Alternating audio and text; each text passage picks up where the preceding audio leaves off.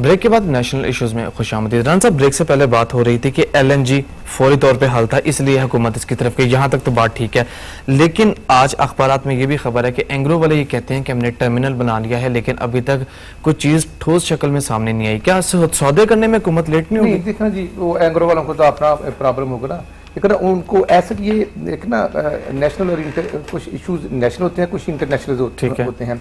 अब LNG के लिए जो प्रोसेस है, कोई एक दिन के लिए 2 दिन के लिए तो नहीं करना जी, ठीक है। तो उसमें अल्हम्दुलिल्लाह जब पेशरफ्त हुई है, उसमें प्राइम मिनिस्टर साहब खुद अब ऑन बोर्ड हैं। इंशाल्लाह फरवरी तक मैं इंशाल्लाह जो आपको यकीनदानी करवा रहा हूँ, इंशाल्लाह LNG पहुंच जाएगी। ठीक है। और दूसरा, इंडस्ट्रीज ऑनर्स के लिए बिल्कुल हमारे भाई हैं, और जो चीफ मिनिस्टर साहब और प्राइम मिनिस्टर साहब को इंडस्ट्रीज ऑनर से एक प्यार और मोहब्बत का तल्लुक और रिश्ता है।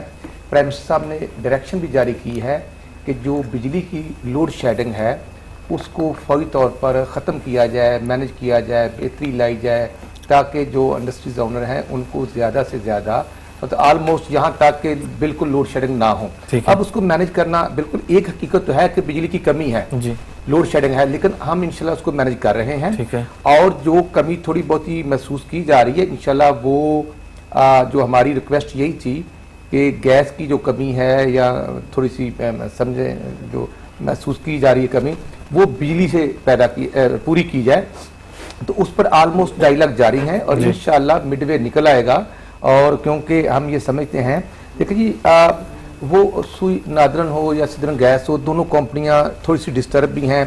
और पंजाब के अंदर तो जो लीकेज थी, जो चोरी थी, इंडस्ट्रीज ऑनर के तावन से बहुत सारा हम समझते हैं कि 98% हमने काबू पा लिया, साहब ने कंट्रोल कर लिया। ठीक है। लेकिन इंतहाई मात्रा से बाकी सूबे भी हमारे ही भाई हैं, हमारे ही मैं समझता हूँ पाकिस्तानी हैं, लेकिन वहां पर जो लीकेज है वो काफी हद तक आउट ऑफ कंट्रोल है। ठीक है। और वो ये नहीं है इंडस्ट्री, उसमें ओवरऑल वो घरेलू सार्फिन हों या ओवरऑल वो CNG वाले हों या ओवरऑल सिस्टम में जो मतलब किसी भी कैटेगरी का कंज्यूमर है, किसी भी कैटेगरी के लोग हैं वो है। और पंजाब के अंदर सुई गैस हो, CNG हो या बिजली हो, तकरीबन जो बिल रेवेन्यू कलेक्शन है वो 98% है, लेकिन इंतहाई मात्रा से दूसरे सूबों में कहीं पर 65 है, कहीं पर 70 है, कहीं पर 50 और 60 के भी दरमियान में है। तो इंतहाई मात्रा से मैं उनसे भी गुजारिश करूंगा कि ये उनका भी वतन है, उनको भी चाहिए कि जो इस्तेमाल हम करते हैं उसका हमें बिल देना होगा, क्योंकि अल्टीमेटली ये मुल्क सबका है जी। और यहाँ अदारों को अगर हम इस तरह डैमेज करेंगे तो अल्टीमेटली हर चीज़ की एक लिमिट होती है, वो रुक जाते हैं। लेकिन मैं ये समझता हूँ कि इंशाल्लाह इसमें बेहतरी आ रही है। और देखें जी, बड़ी सीधी मैं कहता हूँ कि अब बिजली पैदा होगी। लेकिन अब चाइनीज प्रेसिडेंट आ रहे थे, वो रुक गए। अपोजिशन ठीक है, एहतजाज करें, उनका हक है, लेकिन एहतजाज जो है वो विद इन लॉ होना चाहिए, ताकि जो मुल्क की तरक्की है, जो मुल्क की अदारों की प्रमोशन है, वो ना रुके। लेकिन इंशाल्लाह प्राइम मिनिस्टर साहब चाइना गए हैं और जो 42 अरब डॉलर की इंशाल्लाह इन्वेस्टमेंट के एग्रीमेंट साइन हुए हैं, इंशाल्लाह वो रंग भी लाएगा। और इंशाल्लाह लॉन्ग टर्म और शॉर्ट टर्म जो बिजली के मंसूबे हम शुरू कर रहे हैं, इंशाल्लाह अल्लाह ताला खैर खरीद रखे। इंशाल्लाह 2017 तक ऑलमोस्ट जितनी हमारी लोड शेडिंग है वो इंशाल्लाह उसमें कमी आ जाएगी जी। मैं वापस आकर आपसे इस मौजू पर भी ओपिनियन लूंगा। शहजाद अली खान साहब, ये बताइएगा कि एप्टमा के जो ओहदेदारान हैं, आपके जो कोलीग्स हैं, उनकी जो स्टेटमेंट्स आती है, बज़ाहिर यूं लगता है कि जिस तरह वो हुकूमत की तरफ से की जाने वाली मैनेजमेंट से खुश नहीं है। मुस्लिम लीग नून की हुकूमत तो कहीं ही इंडस्ट्री की और बिजनेसमैन की हुकूमत जाती है, तो क्या आप अभी तक मुतमईन नहीं हो पाए? नहीं, अनफॉर्चुनेट रहा है हमारी टेक्सटाइल इंडस्ट्री। मैं पूरी इंडस्ट्री को तो रिप्रेजेंट नहीं कर रहा, बट जो टेक्सटाइल सेक्टर है और सबसे बड़ा सेक्टर है एप्टमा जी, सबसे बड़ी तंजीम, हमारी तो लोड शेडिंग में कोई कमी नहीं आई। ठीक है, जैसे राना साहब फरमा रहे हैं कि बेहतरी आ रही है, हमारे तो हालात जो है वो खराब हो रहे हैं और बहुत सारी सनतें बंद हो गई हैं। और वो जो चाइनीज प्रेसिडेंट आ रहे थे वो बिजली तो नहीं लेके आ रहे थे, जो आते हुए रुक गई है। नहीं, लेकिन वो मंसूबे तो ला रहे हैं, मंसूबे देखें जी, मंसूबे लगने हैं ना, तो खासा बिजली पैदा होनी है। राम साहब मौका दें, हम यहाँ को पॉलिटिकल स्पीच थोड़ा कर रहे हैं, इश्यूज पे बात कर रहे हैं ना, नेशनल इश्यूज हमारा प्रोग्राम है। वो जो मंसूबे हैं वो उन्होंने कहा है कि ये 42 बिलियन 10 ईयर्स में इन्वेस्टमेंट आएगी। ठीक है। और उसमें वो प्रोजेक्ट लेके आए हैं, पावर के प्रोजेक्ट भी लेके आए हैं जो अभी तक कंट्रोवर्शियल है। कि एक कंट्रोवर्सी ये है कि पंजाब में कोयले के कारखाने बिजली के लगे नहीं सकते, ठीक है, हमारे पास इंफ्रास्ट्रक्चर ही नहीं है। और जो LNG की बात रहेगी, जो आपने एंग्रो का सवाल किया, वो शायद राणा साहब के इल्म में नहीं है कि एंग्रो ने टर्मिनल बनाया है जी, और वो कहते हैं अभी तक आपने सौदे नहीं किए। वो टर्मिनल ऑपरेटर्स हैं जिन्होंने LNG के जो जहाज आने हैं उससे LNG उतार के पाइपलाइन में LNG को डाल देना है, ठीक है। वो मेरा ख्याल है कि वो जनवरी के मिडल तक टर्मिनल जो है वो तैयार हो जाएगा जी, आने वाले कुछ दिनों में। उनका कहना यह है कि LNG जो मटेरियल बाय इटसेल्फ है उसकी खरीदारी नहीं हुई है जी, और वो खरीदारी ना होने की वजह से शायद वो जनवरी में नहीं आ पाएगा जी, ऑपरेशनल नहीं हो पाएगा। तो एंग्रो का ये कंसर्न है।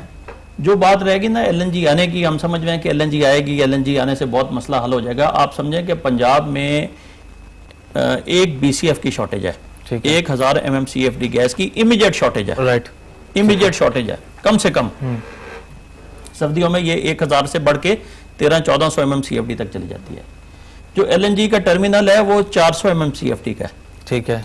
उस 400 में से 240 या 250 MMCFD पंजाब आएगी, ठीक है। 30 से 40% की रेमेडी है, 100% अभी वो भी सुन लीजिए कि वो 250 MMCFD आ सकती है, क्योंकि गैस ने पाइपलाइनों के जरिए आना है, ठीक है। जो हमारे पास पाइपलाइनें मौजूद हैं उसकी गुंजाइश, हमने टर्मिनल तो लगा लिया 400 का, उसमें 150 तो चली जाएगी वहां पे सुई सदन में, ठीक है। जो 250 आएगी वो पाइपलाइन में उतनी ही गुंजाइश है, और वो इंडस्ट्री को आने की बजाय बल्कि वो पावर प्लांट्स को ऑलरेडी एलोकेट हो गई है, ठीक है। तो ना ये LNG अभी इंडस्ट्री को मिल सकेगी और ना ये LNG जो है ये CNG सेक्टर को मिल सकेगी, ना डोमेस्टिक सेक्टर को मिल सकेगी। आप कहते हैं फौरी हल, इतना भी फौरी नहीं है। हाँ, ये इतना फौरी हल नहीं है, लेकिन अगर हम डोमेस्टिक पाइपलाइंस जो हैं वो डाल लें और LNG टर्मिनल मजीद लगा लें तो शायद अगले 1.5 साल में अगर आज काम शुरू करें तो उसके बाद तकरीबन 18 माह चाहिए इन प्रोजेक्ट्स को मुकम्मल करके LNG को लेके आने के लिए।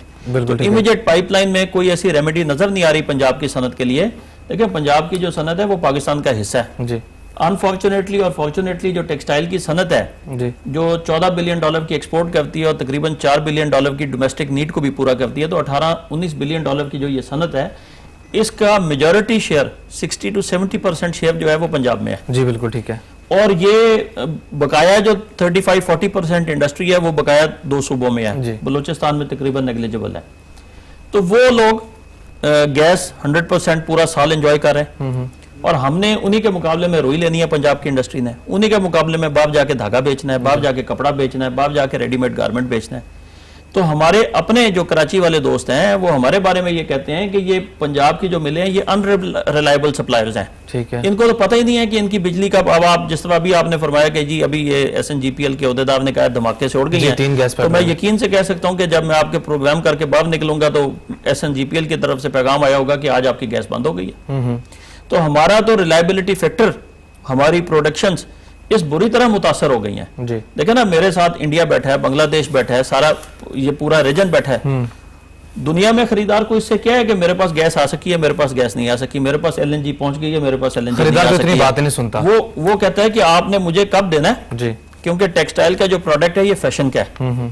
जो चीज सर्दियों के लिए बनी है उसने जुलाई अगस्त में शिप हो जाना है, सितंबर अक्टूबर में स्टोर्स पे पहुंच जाना है, ठीक है। उसने जाके अगर अप्रैल में पहुंचना है तो सर्दी का सामान कोई अप्रैल में नहीं खरीदेगा जी, फायदा कोई नहीं, ठीक है। आप देखते हैं कि वो सेल लगती है और 50% प्राइस पे बिकती है जी। मैं आपको अपडेट करता चलूं कि 18, 16 और 24 इंच कुतर की जो है पाइपलाइंस ये ब्लॉस्ट हुई हैं, तो डैमेज 2 दिन जो है, जो इमरजेंसी मैनेजर है SNGPL के, वो 2 दिन लगेंगे। और मैं आपको ये बता रहा हूँ कि ये तो जो अगर 3 पाइपलाइनें उड़ा दी गई हैं, और इन पाइपलाइनों को गार्ड करना आसान काम नहीं है, कोई भी हुकूमत हो जी। ये क्योंकि हजारों किलोमीटर हर इंच पे बंदा नहीं खड़ा किया जा सकता, हर इंच पे बंदा खड़ा ही नहीं किया जा सकता, लॉजिस्टिकली पॉसिबल नहीं है। इसीलिए जो हमारी ईरान पाकिस्तान की गैस पाइपलाइन गुजर रही है बलूचिस्तान सारे में से, उसको इन्होंने अंडरग्राउंड फैसला किया था कि जमीन के अंदर डाल के ऊपर बंद करके कंक्रीट कर दिया जाएगा, ठीक है, ताकि इस तरह के डैमेजेस से बचा जाए। तो अब ये देखें ना कि सनत जो पंजाब की है, जो टेक्सटाइल की सनत है, वो बिल्कुल ब्रिंक पे चली गई है, ठीक है। अब इस धमाकों के बाद अगले 2-3 दिन के लिए गैस गई जी, बड़ा फर्क पड़ जाएगा। अब जहां तक आगे बिजली की बात की, वो कह रहे हैं बिजली ले लें, बिजली क्यों नहीं ले रहा और गैस से क्यों प्यार है, इसको समझना चाहिए हमें, ठीक है। और मेरा ख्याल है रान साहब आप भी इस बात को समझें कि क्यों हम गैस मांग रहे हैं, और क्यों हम कह रहे हैं कि हमें जो बिजली है हम उससे नहीं चल सकते, क्योंकि जो बिजली का टैरिफ है उसके अंदर पूरे पाकिस्तान की चोरी, आपने जैसे फरमाया कि पंजाब में चोरी बड़ी कम हो गई है और बाकी जगहों पे बहुत चोरी है, तो पूरे पाकिस्तान की जो चोरी है वो इकट्ठी करके सब पे यकसा लागू कर दी जाती है। ठीक है। मेरे पास तो जो लाइन लॉसेज हैं वो लेस देन 2% है, बट जो मुझे मेरा यूनिट कॉस्ट निकाली जाती है उस पे 25% लाइन लॉसेज डाल के मेरी कॉस्ट निकाली, सब पे बराबर बांट दिया, लोड शेडिंग नहीं बांटी जाती, लोड शेडिंग बराबर नहीं बांटी जाती। फिर क्या है कि जो वापडा ने, लेस्को ने, फेस्को ने, सारी डिस्ट्रीब्यूशन कंपनीज ने, नेपरा ने टैरिफ डिटरमिन किया है, उसके अंदर इनकी फ्यूल कॉस्ट जो है वो 7 रुपए की है पर यूनिट। बिल्कुल सही। और जाके ये 14-15 रुपए पे बेच के नुकसान कर रहे हैं। क्यों? क्योंकि उसके अंदर और capacity charges, priority of charges, बिजली चोरी, मुख्तलिफ किस्म के चार्जेस डाल के 14 से 15 रुपए का यूनिट हो जाता है। यही गैस जो मेरे पास है उस पर भी मेरी जनरेशन कॉस्ट 7 रुपए की है, क्योंकि ना मेरी मिल के अंदर वो प्लांट लगा हुआ है पावर जनरेशन का, ना मेरे पास लाइन लॉसेज हैं, ना मेरे पास कैपेसिटी चार्जेस हैं, ना प्रायोरिटी एडजस्टमेंट है, ना कोई और चार्जेस हैं। तो वो जो गैस है उससे जो मैं बिजली बनाता हूं उसका जो यूनिट है वो मुझे 7 रुपए का कॉस्ट करता है। आम नॉर्मल एक स्पिनिंग मिल में 1 लाख यूनिट रोज के लगते हैं। तो आप देखें कि जो मैं वापडा से या लेस्को से या फेस्को से या किसी भी डिस्ट्रीब्यूशन कंपनी से लेता हूं उसकी कॉस्ट है 14 रुपए। तो 7 रुपए को लाख यूनिट से मल्टीप्लाई करें तो रोजाना का 7 लाख रुपए का कॉस्ट का फर्क है जो मिल लाहौर में है बामुकाबला जो मिल कराची में है। ठीक है। तो आप बताइए कि मैं 2 करोड़ रुपए का फर्क, 25 करोड़ रुपए एक साल का फर्क, 2 करोड़ 10 लाख रुपए महीना, 25 करोड़ रुपए साल का फर्क आ रहा है। वो फर्क एनर्जी का जो है वो कहां से निकालूंगा? या तो आप पूरे पाकिस्तान के लिए कॉस्ट कर दें, लेकिन उससे पूरे पाकिस्तान की सनत जो है वो मुतासर हो जाएगी। इंडिया में आप देखें कि 8 रुपए का यूनिट है, बांग्लादेश में आप देखें कि उन्होंने सारी इंडस्ट्री को गैस दे दी है, 4 रुपए का यूनिट है।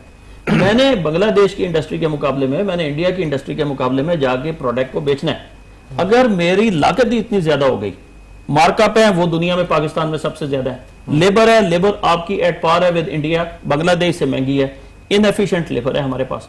तो ये सारी इनएफिशिएंसीज, बिजली महंगी, मार्कअप ज्यादा, लेबर इनएफिशिएंट, मैं दुनिया में कंपीट कैसे करूंगा? या तो हम डिक्लेयर कर दें कि Pakistan is not a textile country, हम डाइवर्सिफाई कर दें और कॉटन उगाना बंद कर दें, टेक्सटाइल की सनत को वन टाइम खत्म कर दें।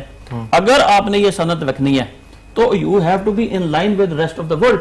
हम आपका देखें ना, आपने दुकान से जो सूट पहना हुआ है ये जाके लेना है, अगर ये सूट 10,000 का एक जगह बिक रहा है, 12,000 का दूसरी जगह बिक रहा है, आप 12,000 रुपए वाले से लेंगे? आपको इससे क्या है कि उसकी लागत इस पे क्या आई हुई है? मुमकिन है जो 12,000 का बेच रहा है उसकी शायद 14,000 की लागत हो, लेकिन आपने कहना मुझे 10,000 का मिल रहा है, मैं तो 10,000 का। लेकिन खान साहब ब्रेक से वापस आकर गुफ्तगू करेंगे इसी मौजू पर और यहीं से गुफ्तगू का सिलसिला जोड़ेंगे। नेशनल इश्यूज में वक्फा, हमारे साथ रहिए।